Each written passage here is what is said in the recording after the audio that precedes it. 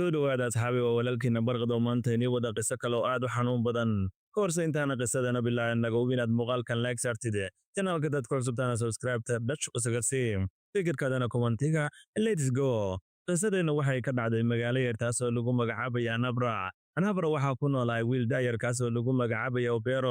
Obero qoyskiisu waxay ahaayeen qoys ka soo jeeda dhankaasi beeraha isagana beerihii uu la falgalay awoodiisa ugu dambeyntiina wuxuu noqday ganacsada beerahaas waxa uu ka soo saaro ayuuna suuqa gey jiray ninkanna waxaa u joogta xaas taasoo iyadana lagu magacaabaya bola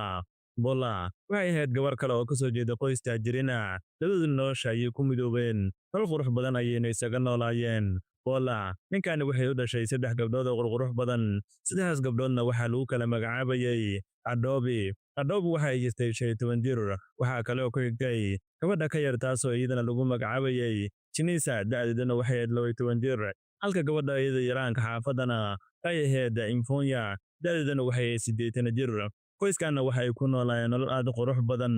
si walba oo farxadaas quruxda badan haddana ugu noolaayeen waxaa jira arrin kale arrinkaasna wax kale maahan ninkani qoyska uu ka soo jeeda ama dhaqanka ka jira caadada waxa ay tahay in ninka uu ka tago qof isaga wiil mustaqbalkiisa dhexli doona sidaa darteed ninkan Obero xaaskiisa uma aysan dhalin wax ilmaa arrinkaasna waxaana ku farxin hooyadiisa waxayna bilowday wiilkeeda mar walba inay la hadasho tiraado gabar kale waa inaad guursataa iyadoo ku faraxsaneen xaaskan kale maadaama iyada wax ilma u dhaleen hada jeerna xaafadda ayay ku soo booqan jirtay gurigaas ayayna wiilkeeda ugu imaan jirtay weliba 3 gabdhood iyo xaaskiisa laakiin hooyadiis waxaa lagu magacaabayay Neka markay xaafaddaani Bola timaado waxay bilaabi jirtay inay aad ugu qayliso Bola iyadoo dhihi jirtay erayo aad u damqanaya erayadaasay dhihi jirtana waxaa ka mid ah adiga ma watid baxaasaha sababtoo xaaska saxda waxaa lagu yaqaanaa inay dhasho wiil maahan gabdho kaliya inay iska daadiso arrinka intaas uma ekay jirin Neka ee dhammaan waxay isugu yeeri jirtay gabdhaha deriska iyo weliba dadka kale ee kaag dhow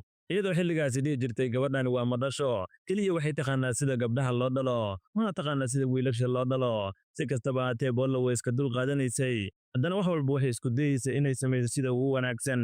si kastaba haatee arrinkaas sidaas ayuu ku socday maamada Neka mar walba gurigan ay ku soo laabatana sidaas ayay ku waday weliba dhaqamadaasi xun keliya intaas kuma aysay ka jirin xitaa ilmahan ee iyada u tahay waxay bilaabi jirtay inay aad ugu qayliso caytanto habeenayna wiilkeedu timid waxayna ku tiri wiilkaygu dhageyso anigu waan ogahay gabadhan xaaskaada ku joogta inay gabdho kaliya ay ku dhalayso anigu waxaan u baahanahay wiil marka waa inaad xaas kale aan raadsataa inkastoo xilligaas isku dayay inuu arrinka dejiyo haddana waa uu ku guuldareystay waxaanu ku yidhi xilligaas hooyadiis hooy macaan xaaskayga maahan mid ayada ilmaha haysa ilmaha ilaahay ayaa bixiya markaan ku barya arrinkan naga daa hooyadiina meesha ay amiinkaas uga tagtay dhanka kale Bola arrinkan waxay isku dayday inay si walba xaliso laakiin way ku guuldareysatay ninkeedana ayada aad buu u jeclaay mar walbana waxa uu dhihi jiray arrinkan hooyaday ku dhayso waxba ka soo qaadin si kastaba haatee arrinku sidaas ayuu ku socday laakiin maama Neka marnaba wayda ma aysan istaagin waxayna go'aan ku gaartay wiilkeeda inay gabar u raadiso weliba xaafadaha deriska ay ka baadi goobta suuqana way ku wareegtay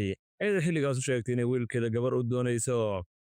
sanad kadib arrinkii markuu ka soo wareegay ayay ugu dambeyntii isheedu waxay ku dhacday gabar da'yar taasoo qurux badan gabadhaas oo ka soo jeeday qoys kale oo faqiirina kadibna maamadii waxay tiri waaw gabadhii aan raadinay ugu dambeyntii waan helay tan waa midii gabadhay waxaan ka wadaa wiilkay dhali lahayd gabadhaasna gabar kale ma aysan ahayn waxaa lagu magacaabaya Saara da'deedu waxay ahayd 25 jir waxayna ka dhalatay qoys faqiirina oo kuwaasoo isaga nool nolosha dhexe marka ayada la hadashana ugu dambeyntii kuma aysan diidina waa ay ka aqbashay oo waxay dhahday waan doonayaa inaan guursado sababtay xilligaas ay u tiri waxaan doonayaa inaan guursado wax kale ma aysan ahayn gabadhan xilligaas waxay doonaysay noloshan faqiirtinimada inay ka baxdo waxayna sidaas kale ogayd in ayada noqonaysa xaas labaad laakiin hooyada ayaa galab u timid kadibna waxay ku tiri gabadhaydii waxaad u doonaysaa ninkaas inaad guursato waad ogtahay xaas kale ayuu qabaa adigana waxaa tahay gabar daayar oo qurux badan da'deedana 25 tahay maxaa ninkaas ku falaysaa adigoo heli kara nin kale laakiin ayada xilligaas waxay tiri maya hooyo macaan aniga go'aanka aniga ayaa iskale ninkaas ayaana doonaya inaan guursado xitaa haddii xaas kale ay u joogto anigu habeegaysa gelin hooyadna kuma aysan diidin sababtoo gabadhan mar walba waxa u muuqday noloshan faqiirtinimada ay la circiraysa inay mar walba ka baxdo sidaasoo kalena isha ay ku dhigto nolosha quruxda badan iyo weliba lacagtu waxa ay tahay sidaa darteedna waalidiintoodii kama aysan diidin oo ay ka aqbaleen maamudin isla markii wiilkeeda u tagtay kadibna waa ay ka dhaadhicisay inkastoo marka hore uu ka diiday ugu dambayntii waa uu ka aqbalay kadibna Obeer iyo weliba Saara waxay dhigteen aroos yar kaasoo xaafadii laga dareemay laakiin arrinkan waxaa aad uga murugootay gabadhii kale ee Bola waxayna ogaatay sidaas oo kale ninkeeda in qasab looga dhigay hal kale isaga oona samayn karin xilligaasi aysan jirin si kastaba haatee gabadhii waxa uu soo dejiyey isla gurigii kale maadaama isaga xilligaas uu lahay guri aad u weyn laba qayb ayuu ka kala dejiyey xaaskiina dhinaca kale ayuu geeyey halka tii cusbeed ee Saarna dhinaca kale u geeyey halkaas ayayna ku noolaayeen gabadhii markay noloshii quruxda badneed si aan u soo dhex gashay Saara waxay bilowday inay noloshii ay ku raaxaysato laakiin wax walba waxay isku dayday sidii ninkeed u soo jiida lahayd taasna ma aysan dhicin Obeer inta badan wuxuu waqti la qaadan jiray xaaskiisa hore ee Bola iyo weliba ilmihiisa halkaasna waxaa ka dhici jirtay dhoolla caddeyntii weliba isagoo xilligaas hadiyado badan u soo iibi jiray maadaama gabadhan uu marka hore aad u jeclaay arrinkaasna wuxuusan qancin gabadhii kale ee Saara inkastoo ayada wax walba isku dayda haddana waa ay ku guuldareysatay Saara mar walba ay aragtay qoyskaas oo aad u faraxsan waa ay ka maseeri jirtay kadibna go'aan waxay u gaartay ninkeeda inay la hadasho waxa ayna tiri sida aniga ii soo guursatay inta ugu badan xaaskaada kale ayaa waqti siinaysa maxaa dhahay aniga damiir ma liimiya ma adiga waqti aniga isiisid maadaama bahayarta aan ahay isagiina xilligaas istijeeja waxa uu ku yidhi waad ogtahay gabadhaas kale ilmo ayaa u jooga ilmuhuna waxay inta badan u baahan yihiin aabood dhinacood inuu joogo marka sidaa darteed ayaan u samaynayaa tan kale aniga waqtigaada waan ku siinayaa marka walaalay buuqa naga daa iyadiina waxay bilowday meeshii inay kuba buuqdo isagana waxa uu ku yidhi walaalay buuq xilligaan hana geli si kastaba haatee Saara arrinkaas aad bay uga murugootay maalmuhuna waa ay socdeen waxayna had iyo jeer arki jirtay qoyskaanoo aad u faraxsan dhaga kale Bola iyada ilmaheeda ayay had jeer daryeel sii jirtay ninkana inta badan ayada dhinaceeda ayuu joogi jiray maadaama ay gabadhan kale ayada ilma u joogaan ilmihiisa ayuuna inta badan waqti la qaadan jiray tan kale ee Bola xilligaas u sii dheereed waxay ahayd inay inta badan ayada jikada geli jirtay halkaasna cunto ay ku soo diyaari jirtay oo xitaa ay u keeni jirtay gabadhani Saarana cuntada siyaas ayay ku cunaysay oo waxay u dhaqmi jirtay sida gabar ayadoo kale loo shaqeeyo laakiin ayada mar walba waxa ay ka maseeri jirtay qoyskan iyo weliba farxadda ay ku nool yihiin kadibna waxay bilowday inay arrinkaas ay ku fakarto inkastay waxyaabo badan haddana isku dayday nasiib darase waa ay ku guuldareysatay hada jeerna ninka inta badan dhinacaas ayuu u maqnaa jiray sababtoo gabadhaas aad buu u jeclaay tanna maxaa hooyadiis ayuu amarkeeda ku raacay oo keliya isagoo xilligaasi ka rajeynaya weli inuu dhali doonto si kastaba haatee gabadhii arrinka sidaas ay ku waday maalmihii xiga xitaa waxa ay bilowday inay gabdhihii ay dhashay Bola inay aad ugu qayliso kaliya qaylo maahane xitaa markay qalad yar sameeyaan waxay bilaabi jirtay inay aad ugu qayliso ilmahana xilligaas waa ay dhiibsan jireen laakiin waxma ay samayn jirin oo way xishmay jireen kaliya xitaa intaas uguma ekaane ee dharka ayay ku dhaqan jirtay iyadoo dhihi jirtay dharka waa inay dhaqaan Bolana kama aysan dii jireen way u ogolaa jirtay sababta ilmahan eedada ayay xushmaynayaan iyadana dhaqankaas ayay siyaasi ku waday si kastaba haatee maalmuhu sidaas ayay ku sadeen laakiin gabadhii Saara waa ay fakartay waxayna isweydiisay sida gabadhani kale Bola ugu guulaysan lahayd ugu dambayntiina waxay xaqiiqsatay halka meel ay gabadhani ugu guulaysataa ninkan ay ku soo jiido kartay inay tahay inay iyada uur qaado bilooyin markay ka soo wareegtana gabadhii uur ay qaaday iyadoo xilligaas rajeynaysay in ay dhali doonto wiil kadibna ninkana uu dhinaceeda u soo bado doono dadkii xaafadda ayayna bilowday inay arrinkii la wadaagto iyadoo xilligaasi leeday uur ayaan leeyahay keliya uur maahane xitaa waxaan doonayaa ninkaygu wixii uu doonayay inaan u dhalo waxaasna wax kale maahane waxaan doonayaa wiil inaan u dhalo dadka ayaan isla markiiba u hambeliyey arrinkaasna aad bay ugu farxeen waxaan dheen ugu dambayntii Obeer wuxuu helay wiil isaga hantidiisa la wareegi doona lacalla markay isaga uu dhinto sidaasoo kale ninkii Obeer markuu arrinkaani maqla aad buu u farxay isagoo xilligaas rajeynayay in gabadhani wiil uu dhali doonto laakiin arrinkan waxaa aad uga murugooday gabadhii kale ee Bola sababta xilligaas ugu murugeed wax kale maahan ee dadka ayaa bilaabay gabadhii inay xilligaasi caayaan iyagoo xilligaasi dhahaya gabar kaliya ayay dhashaa oo wiil dhan ma dhasho arrinkaasna iyada waa uu danqanayo xanuun ayay dareemaysay sidaasoo kale waxa ay ka cabsanaysay in ninka inta badan uu dhinacaas u bato waa haddii wiil loo dhale si kastaba haatee waxay bilowday inay iska sugto dhan kale Saara markii uurka iyada ay qaaday waxay bilowday asxaabteeda guriga inay ku casuunto halkaasna ay ku dabaaldegaan maalin ayayna guriga asxaabteeda isugu yeertay xilligaas ay isugu yeertana waxay doonayeen meesha inay ku dabaaldegaan ugu dambaynna meesha ayay ku dabaaldegeen sidaasoo kale meesha waxay ku caayeen Bola laakiin Bola qof wanaagsan ayay iska ahayd hal jeerna suuq ayay iska jirtay maalin ayay suuqa soo aaday kadibna waxay aragtay dadka xilligaas ayada xamanayay oo waxay dhahayeen naagtan waxaa naa kale loola guursay waxay tahay maadaama wiilal dhan ay deli weysay inkastoo haddana ayada waxaasoo idilay maqlaysay weli waxay dadka sheegayaan waxay bilowda wax walba inay iska dhaga tirto xilliga gabadhan ay ku maqan tahay dhankaasi suuqa saara waxay bilowday ilmihii yararkaay inay aad ugu qayliso weliba waxay dhihi jirta waxyaabo laga danqado kuwaasoo ah haddii aniga wiil aan dhalo la socda wixii hadda ka dambeeya aabbihiin gurigan kuma soo booqan doono keliya waa inaad sugtiin inta aniga wiilkan ka dhalayo aabbihiinna wuu inka wareegi doonaa ilmihii yaryaraa xilligaas inkastoo haddana maqlaayeen way iska dulqaadanayeen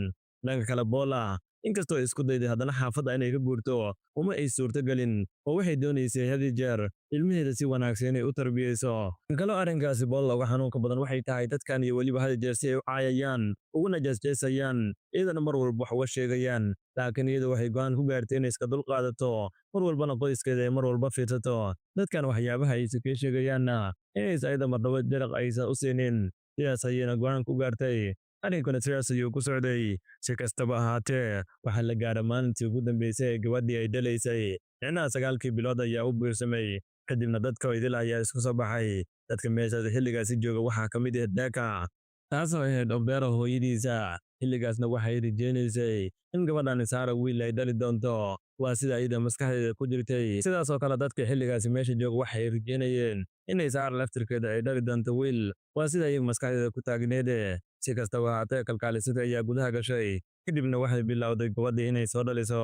hortaysa sidaas ula soo dhaliso oo saacado ay ku soo qaadatay dadkiina ay xilligaas halkaasi ku duceynayaan ayay gabadhii bannaanka u soo baxday kalkaalisadii goortay sidaas bannaanka ugu soo baxday wejigeeda hoos ayay u dhigtay micnaha taasoo ay ka dhigantaa wixii la dhow sooma aysa bixin kalkaalisadii ayaan isla markii bilowday inay hadasho waxa ayna tiri saara waxa ay dhashay gabar sidaasoo kale saara iyada waa ay maqlaysay kadibna adduunkii ayaa cariiri ku noqday oo qolkii yarka ay ku jirta ay bilowday inay meesha isaga murugoto sababta waxay ogaatay ugu dambayntii waxay raadinaysay inay ku guuldarraysatay inay halkaas ay ku weysay ninkan mar dambe aysan arki doonin sidaasoo kale maamadii neeka waxay bilowday meeshii inay isaga murugoto sababtoo markan waxay rajeynaysay in gabadhan ay wiilkeeda ku dartay inay wiil u dhali doonto laakiin ay maanta ay ku guuldarraysatay waxayna xilligaasi dhehayday si camal maxaa wiilkay ka qaldan muxuu isaga wiil u dhali layahay haddama gabar kale ayaan u raadiyaa sidaasoo kale ninkii obiro markii loo sheegay in asaga gabar loo dhalay uu iska aqbalay islamarkiina cunugii yarkaay ayuu wuxuu ka qaaday xilligaasi kalkaalisadii isagoo gacmihiisa ku qaaday goorta uusan saas gacmihiisa ugu dhiga ayuu waxa uu ku yidhi waaw gabar kale oo qurux badan ayaa qoyska ku soo biirtay inkastoo haddana xilligaasi maskaxdiisa ay ka guuxaysay sida xaaskiisa hore ay xaaskan ula dhaqmi jirtay iyo weliba waxa ay ka sheegi jirtay iyo hadda ugu dambayntii waxaa yeeshay kadib ay xaaskiisa ayuu meeshii ka soo kaxeeyey waxa uuna dib ugu soo celiyey dhankaasi gurigeedii goortaasu gurigeedii keena ayuu isla markii wuxuu iska aaday dhankaasi xaaskii kale ee boola wuxuuna bilaabay iyadii ilmaheeda inuu waqti la qaato waqti qurux badan ayayna meeshay ku qaateen maalmuhuna sidaas ayay ku socdeen sidaasoo kale gabadhii yarta ee boola goortii ogaatay saara inay dhashay gabar iyadiina murugadii waa ay daysay laakiin arrinkan wuxuu aad u xanuujinayay saara sababtoo iyada waxay doonaysay marun ninkani sidii ay doonaysay inay gacanta ugu dhigto laakiin hadda taasi waa ay burburtay rajadiina meesha ayay ka baxday waxayna bilowday xilli walba inay iska murugooto iyadii cunugii yarkaeed halkaasi ku barbaarinaysay mar walbay aragtay ninkii oo xilligaas ilmaha la jooga waqtila la qaadanaya waa ay ka maseeri jirtay dhankaasoo kale maamadii ninkan oo beera dhashay taasoo eedna ka neeka inkastoo haddana guriga ay soo booqan jirtay waxay joojisay gabadhii yarteeda ee caay jirtay ee boolla ay dhihi jirtay gabar ayaa dhashay sababtoo markaani xishooda iyo dareenta waxayna ogaatay dibkoo idil dhankani wiilku inuu yahay sidaasoo kale gabadhii saara arrinkan aad bay uga murugootay mar walba waddada ay soo martay waxay arki jirtay oo beera oo ilmihiisa waqti la qaadanaya weliba xaaskiisa kale iyadana arrinkaas wuxuu uga dhignaay iyada oo midi wadnaha looga mudayo saara inkastoo haddana xarunkaas ay dareemaysay xilligaas waxay aaminsaneed noloshaan ay ku jirta inaysan u qalmin sidaasoo kale riyadii iyada mar ay ku riyoodanada meeshii ay ka baxday had jeerna waxay arki jirtay boolaya weliba qoyskeeda oo aad u faraxsan waqti qurux badanna qaadanaya arrinkaasna iyada ma uusan farxad geli karin oo cadaawad ayay u qaaday mar walbay aragtana xaasnimadii xaqdiga ayaa ku sii siyaadayay ilaa ugu dambayntii gabadhii ay gaartay meeshii ugu dambaysay kadibna habeenayii waxay go'aan ku gaartay dadkaanu idil inay sumayso qoyskanna ay ka takhalusto sun ayayna soo gadatay xilli boolle ay cuntadii ay karinaysay ay jikadii ka baxday kadibna jikadii ayay u soo daamaraysay sun ayayna cuntadii ku dhex dartay meesha ayayna ku walwaaqday kadibna waa ay ka tagtay walla markay jikadii ku soo laabatay cuntadii ayay karisay kadibna ilmaheeda ayay siisay ilmihii ayaana xilligaas waxay bilaabeen cuntadii inay cunaan laakiin balla ayada xilligaas ma aysan cunin oo cuntadii meesha ayay uga tagtay goortaysa sidaas meeshii ay uga dhaqaajisay ilmihiina cuntadii ay bilaabeen inay cunaan ayay dhammaysteen kadibna ilmihii meesha ayay ku dhaceen waxayna bilaabeen inay ooyaan iyagoo xilligaasi dhahayay xanuun ayaan dareemaynaa isla markaa ilmihii waxaa loola cararay dhakhtar waxaana la bilaabay ilmihii in la daaweeyo nasiib darrose taas ma aysan dhicin oo saddexdii gabdhood halkaas ayay ku geeriyoodeen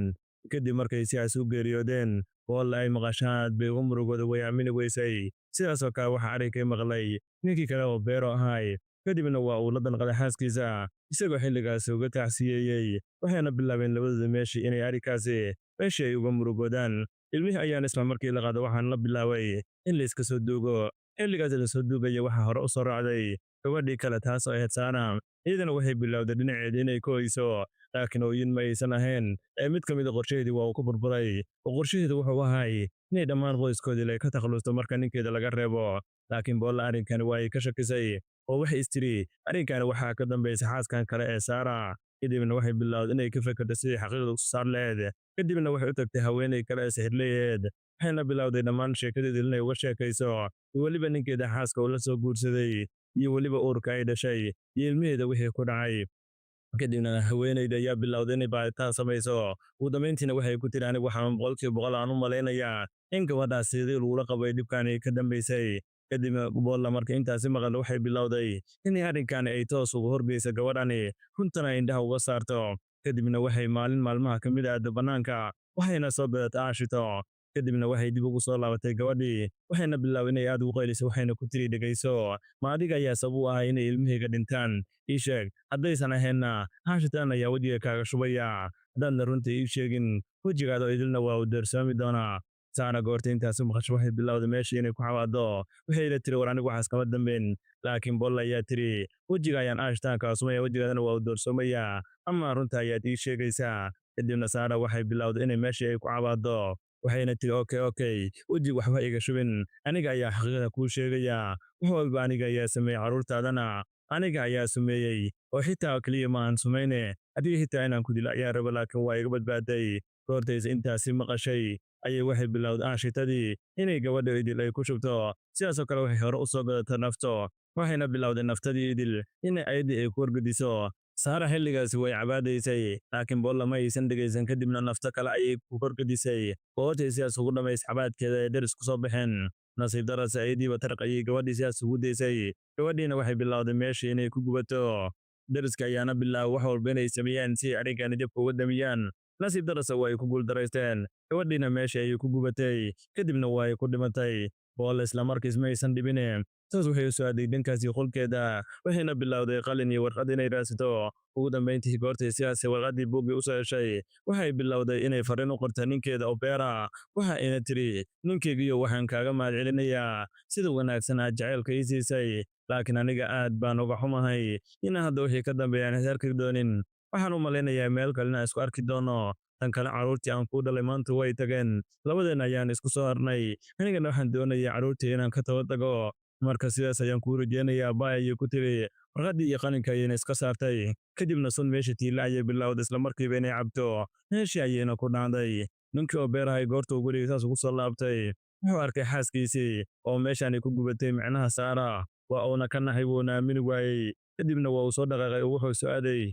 dhankaasii qolkii goortausa qolkiisii u soo gala wuxuu arkay ulla oo sariirta saaran kadibna wuxuu bilaabay inuu ayada ou kiciyo laakiin way u kici weysay warqaddii ayuuna isla markii arkay wuuna akhriyey sidaasoo kale warqadda gabadhan yarta ee boolla waxay ku xustay inay sabab weed ilmahan yarka inay dhintaan gabadhan kale ee saara ay sumaysay goortausa intaasi maqlay dhulka ayuu ku dhacay wuxuuna bilaabay inuu meesha isaga murugoodo isaga ooyo isagoo xilligaasi dhahayay aniga ayaa wax walba sabab ah qoyskayga inay baaba'aana aniga ayaa sababa sababtoo ah haweenaydan labaad ayaan soo guursaday meeshii ayuuna bilaabay inuu isaga qumeeyo qooma dheer kadib wuxuu dib ugu soo laabtay dhankaasi gurigii saara wuxuuna go'aan ku gaaray gabadhan yarta kale ee saara u dhashay inuu isku karsado sababtoo ma aysan jirin qof kale oo xilligaasi gabadha yar tahay u korinayay isaga ayaana gabadhii yarta meeshii ka soo kaxaystay guriga oo idilna waa uu ka guuray guri kale ayuuna iska degay wuxuuna bilaabay gabadhii yarta ahayd waqti inuu geliyo sidaasoo kale wuxuu go'aan ku gaaray isaga gabar kale inuusan guursan